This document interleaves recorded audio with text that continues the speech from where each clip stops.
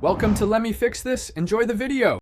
In this video, I will explain how to replace a Toyota RAV4 alternator. First, prioritize safety by disconnecting the negative battery terminal. This prevents electrical shorts and potential injury.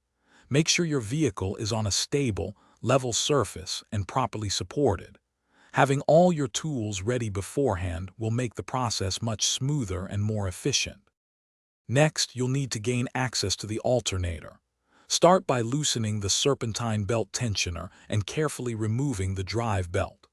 Depending on your RAV4 model, you might need to remove other components like a power steering pump or a bracket to get a clear path to the alternator. Then, disconnect the electrical connections. With the belt off and electrical connections disconnected, you can now unbolt the alternator. There are typically 2 or 3 mounting bolts. Once these are removed, carefully work the old alternator free from its mounting brackets. It might be a tight fit, so take your time. Pay attention to how it comes out, as this will help with installing the new one. Now install the new alternator, ensuring it's seated correctly, and all mounting bolts are tightened to specification.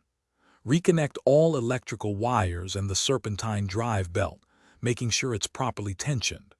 Finally, reconnect the battery, start your RAV4, and check the charging system.